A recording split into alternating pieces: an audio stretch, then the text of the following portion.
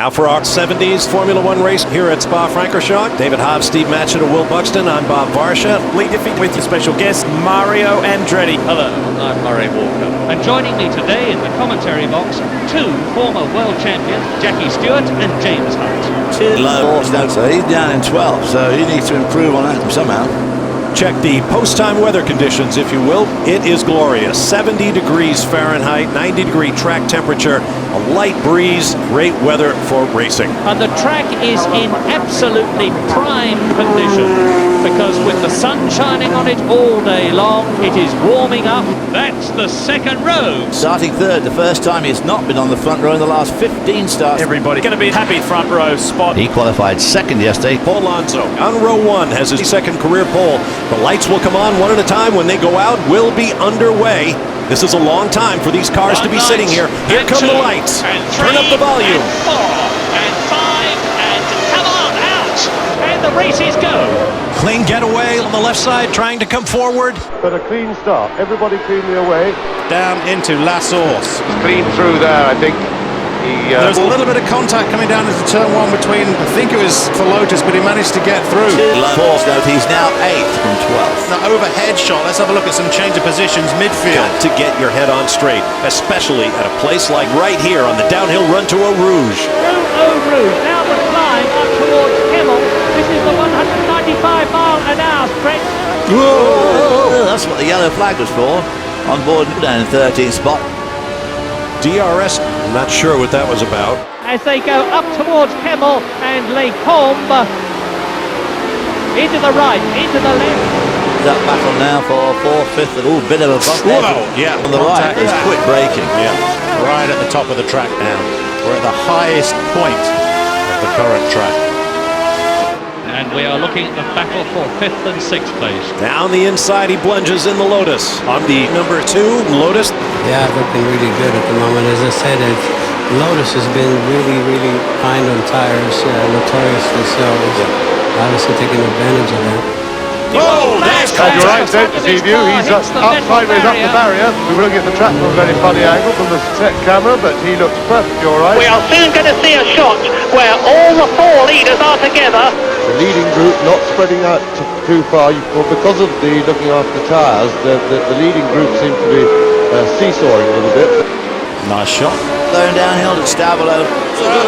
You be careful there. The last set of corners turn both right-handers here. Right now coming up. He's in a strong position. Jack is obviously in a position to threaten. We see it now. He's just made that pass very strongly. If he holds the tight line in, he's Can't okay. get much closer than On that. their way down to the Blanchimont turn. Into Blanchimont. Flat out left-hand sweeper. Really push it through there. Then up to the final complex here. Outbraking going. A lot of outbraking going. Just right and left-hander. And like all of his colleagues, is at 100% throttle for 80% of the lap. This place is just fast. He's just in the distance. There he is there. He's a long way ahead. And we are now on the second lap. And now we travel with 11th place in the Lotus. Valley challenges. Is he through at the bus stop? Yes, yes. It's side by side as the turn right. They are absolutely together on this lap. Brakes, a bit of demon late braking. Little and late he on does the it binders later. in the hairpin. Catches up on the braking. Didn't give up the pace easily. Didn't move across on him at all.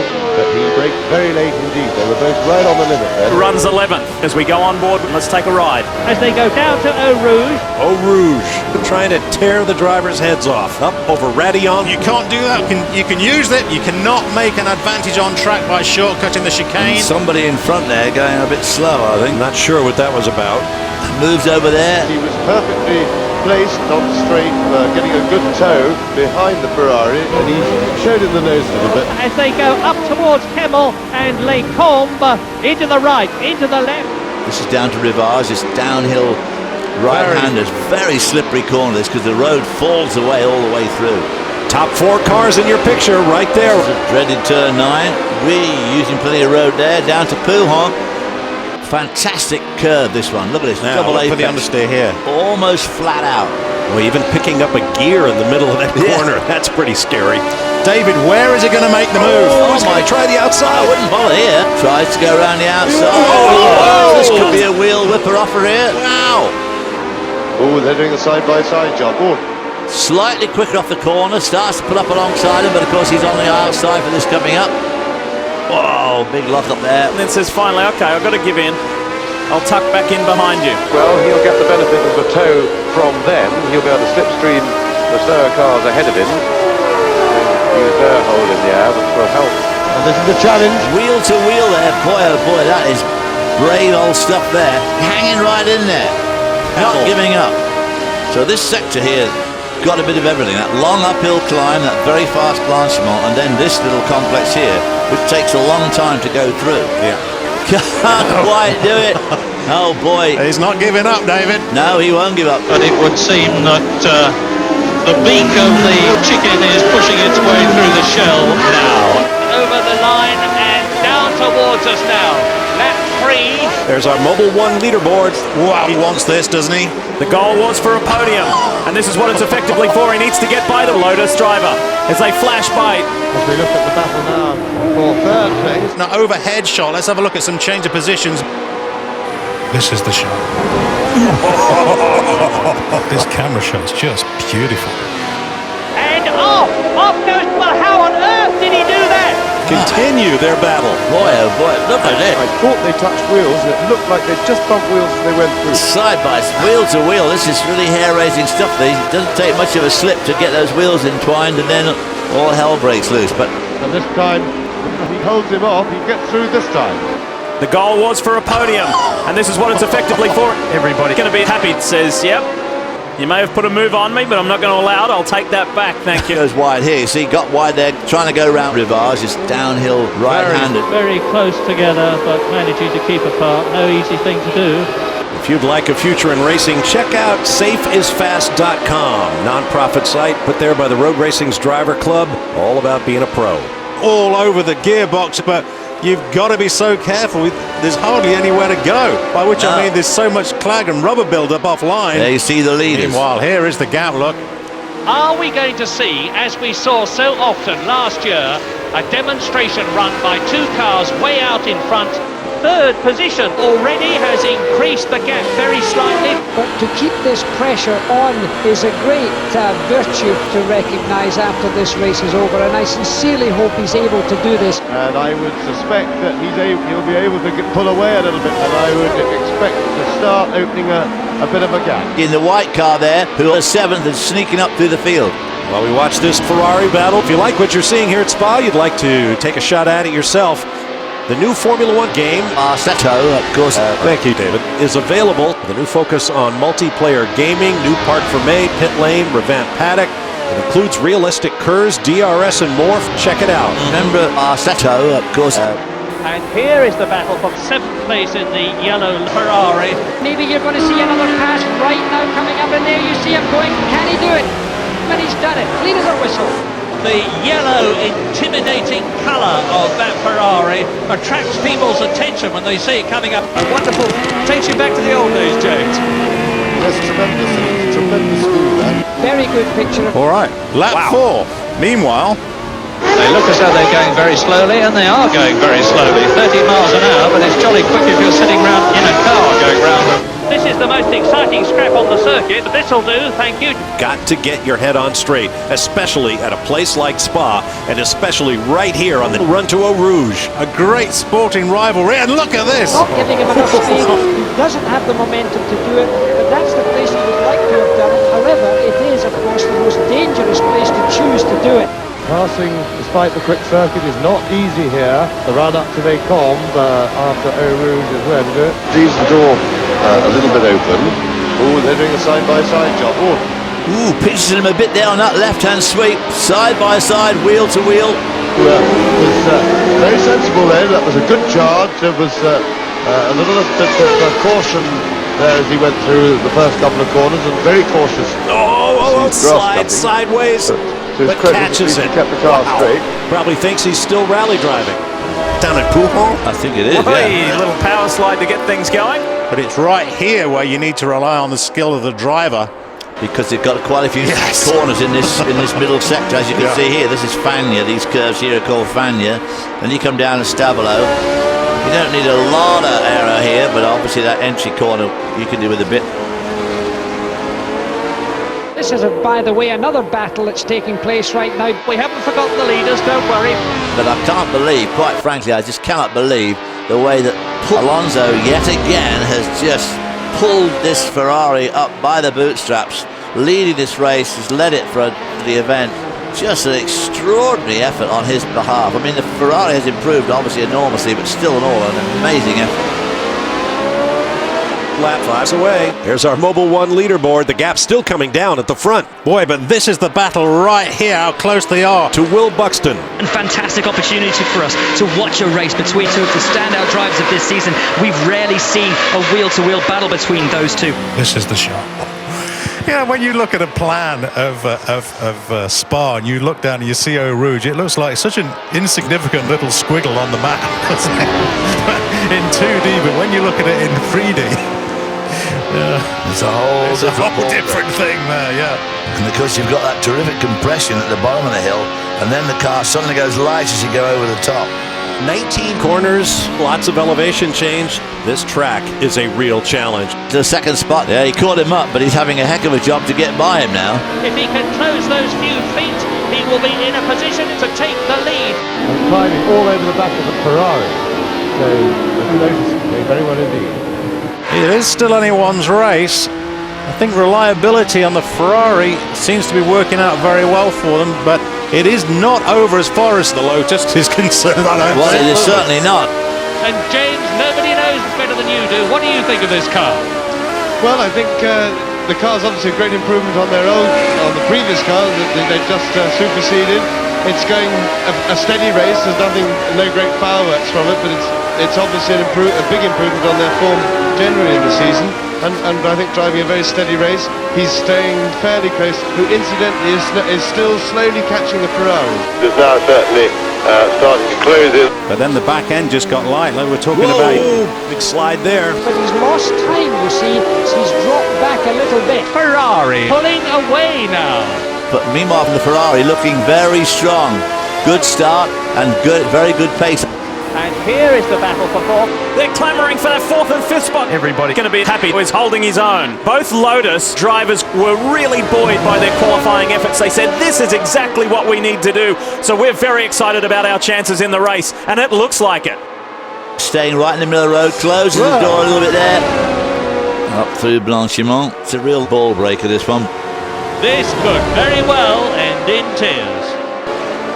And he's all over the gearbox. Oh, look at this. Massive brake lock-up. Wow. He almost hit the back. Wow, that was close, wasn't it? That was very close. So they remain in the positions as they were. On lap 6 now. Final lap of the race unfolding. Let's get a final thought from Will Buxton. Guys, no matter where Alonso finishes this race, I think what we have here is a prime example of when people say Formula One's not really a sport. If you don't have a great car, you can't get a good result. Alonso last week and here today is proving completely the opposite, that when you are a genius, when you are the best in your field, you can turn what looks to be a hopeless situation into something utterly beautiful. We're watching a genius at work, no question about it today. Well, I have to agree with you. He is in there with a realistic chance of taking the fight to Alonso in the final laps of this race. Squeezed everything out of it. Yeah, nothing left in the car. Yeah, nothing left. So whenever you're behind any one of the top competitors, it's almost impossible to pass. And this class of driver doesn't make too many mistakes. So if you're behind, you usually have to whistle. And the Lotus down in Pujol? Yeah, oh boy. Not the kind of place to have an issue. Yeah. Here we go. Whoa! Well, of course, now they got all that lovely runoff area. Green as soon as he touches the curb and then the green part of the track, yeah, just no grip at all. That green part used to be where the guardrail was. Ugh. So it was poor old Jonathan Palmer broke his legs in a 956 there when he and I were going to drive him the 1,000 kilometres, and that was in practice. So that was that one. that we didn't win. Yes, all looks well. I think he can just about coast around now. Let's hope that he's got the fuel there, and really been a wonderful drive. He is a very, very, very great driver. Oh, local yellow somewhere. Where's that? The car off to the side of the track. There it is. Yeah, there's a lot of smoke. You see that a yellow flag waving there, but as we come into these final sequence of corners, He's won it, and there was no question about him winning it, except from his competitors. Wow, and the checkers come out. Wins in Belgium. Fantastic. But still a good, solid second place for Lotus. Next to cross the line. 2 Lotus, making it Lotus in second and third. He's going to end up on the podium. Could easily end up on the podium again. everybody going to be happy. Had a great result of fourth lead go. Fifth, you can see how much that meant to him. Good performance. Finishes for sixth in the Lotus. But the fastest British driver. What an incredible race this has been. It has been an amazing race. The Finn in seventh in the Ferrari. Congratulations to our top finishers. Now for our 70s Formula One race highlights from this weekend here at Spa-Francorchamps. Race 1, there is the race leader. But ding dong, are we going to see a race now? This race is going to be a commentator's nightmare. The Spa circuit, 4.3 miles long. It plunges and twists and turns through magnificent Ardennes countryside, and it's got just about every kind of corner and long, long straights. It's a challenging driver's circuit, and it's one where we're undoubtedly going to see an excellent race, almost certainly dominated by the Italians here. Lotus and Ferrari. That turns 8 and 9. Now the run down to Pouhon. Fantastic curve, this one. Runs very wide again. Weaving back and forth across the track. May challenge him around. He has got the inside line and made it very well. This track is dry as a bone, and it should provide excellent grip. He's getting on the grass there. That's not a good idea. And climbing all over the back of a Ferrari. Outbreaking himself in a battle. Ferrari challenges. Is he through at the bus stop? Yes, yes. Continued their battle corner after corner. Jeepers. That's real wheel-to-wheel racing. To Will Buxton. It's a fascinating battle shaping up at the start of this race. Of course, what's key right now is tyre degradation, looking after these tyres, figuring out how long they're going to last. Went a little bit wide on the marble. Oh, he lost a bit of ground out of La Source, which is not good. You could see the rear of the car stepping out as he was fighting for traction under throttle. The key point, the key figure you're looking for is 105 degrees. When the tyres hit 105, that is terminal degradation. You're not getting them back from that point. They will degrade and they will hit that cliff. Now almost in the slipstream. He's not quite close enough. Well, he's picked up the toe there. He's getting close and was going to go for the lead right now. A terrific scrap. Didn't give up the place. He didn't move across on him at all, but he braked very late indeed. They were both right on the limit then. That was a very hard spot, and both drivers really kept their head. That was some very savvy and respectful driving. Out of Malmedy. But it's a great battle going on. We've got real excitement coming up now. And climbing all over the back of a Ferrari. So the Lotus is doing very well indeed. Attack, attack, attack. Looking for Wave Austin. Wow, these guys are close. Went a little bit wide on the marbles. Well, it's going to be a close battle between those two. So your Scuderia storyline's looking a bit weak at the moment, then. It's just too fast there. Whoa! And Pouhon. Boy, he got a bit wide there. And that dust is still there, probably a remnant of the rain. Yeah, they haven't really blown it off yet. Well, as long as we're all whining, I'm the guy who said a victory wasn't likely for Ferrari today. So there. Wow. We expected action, and we have gotten it. Car slipping through the air very efficiently. He brakes slightly, is obviously in a position to threaten. But when you're this close, your front wings don't work so much as he looks. He can't do it there. So it's a question now of him stalking. He's going to have a go. Can he do it? No, he can't. It's just too fast there. Now sticks it into fourth gear. Tight line all the way through fourth gear. Look at the speed as he comes out there. Boy, oh boy, there's a couple of likely lads there racing together. That could end in tears and massive amounts of carbon fibre. Brakes heavily, puts it into gear again, chucking the car into the corner there. Not a sight you often see in the modern Grand Prix racing, using every inch of the road there. You can see going over the bumps here, the aerofoils thrashing around there at the front. front, I take my hat off, because this is indeed pressure. Look at the speed as he comes out there with the grandstands behind. Down to slowest corner of the track, down to second gear. He's going to be a little upset, in fact, because I think he feels now that he was cramping him there on the way through. He almost had him the off, pass. but he got alongside. He took the inside line and going through a fast left-hand kink and has been passed systematically. Coming up the outside, you see, but he's overtook the side. You see him keeps it all together though. Runs a little bit wide and manages. He's quite fortunate to be able to nip back into the group. Challenges and comes right up alongside. Oh boy, side by side for that turn 5. High noon. Who's going to blink first? Now I know our NASCAR lovers like to see cars side by side and pass and repass, which of course on high banking is relatively easy to do, but it's not so easy here. And these guys fighting for every inch of track. But this race has just had everything. I mean, it's absolutely fabulous. And the amazing ability from some of these great drivers. And are absolutely together on this lap as they stream around. Runs very wide again. These two will actually be slowing each other up compared with how fast they could go were they by themselves. And it's a third gear corner in this car using 5-speed gearbox. He accelerates into 4th gear and then gets it into 5th gear here. Nothing but a yard between them. He's got nothing to lose and everything to gain. He leaves nothing on the table. There's nothing to choose between the performance of these two cars or drivers, quite frankly, at the moment. A great battle. Here we go, here we go, here we go, here we go. And he's gone. Oh, hear the hold on to crowd it. roar. They're delighted.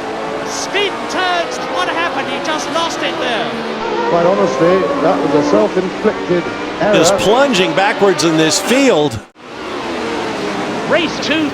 Down into turn 1. It is a very tight, the nearest thing to a hairpin we have at Spa-Francorchamps, and very easy to get understeer and run wide to the left. But David, you've got to get it right. Gosh, there's a lot of jockeying for position going on here. Very cleverly hugged the inside of the corner. Slam bang into the tires and the barrier. He is obviously perfectly As he all right. continues to march his way forward from last. Trying to make up for lost ground. He's continuing to harry, push. Got to get your head on straight, especially at a place like Spa, and especially right here on the downhill run to Eau Rouge. Here they are nose to tail in the legendary Eau Rouge turn complex. He'll get the benefit of the toe. Boy, that's a bit that was hairy. not a small hit. As we go on board, let's take a ride. He hasn't given up. He's still charging. The first lap, most uncharacteristic mistake I can hardly remember when I last saw him making an error. Certainly not the last couple of seasons that I can think of. The battle between Lotus down now into this one.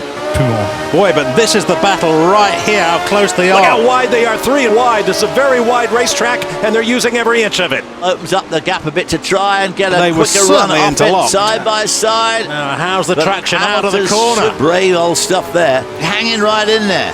Not giving up. Race 3. 2 low force. No shuffling around it mid-pack. From 12th on the grid. Passing, despite the quick circuit, is not easy here.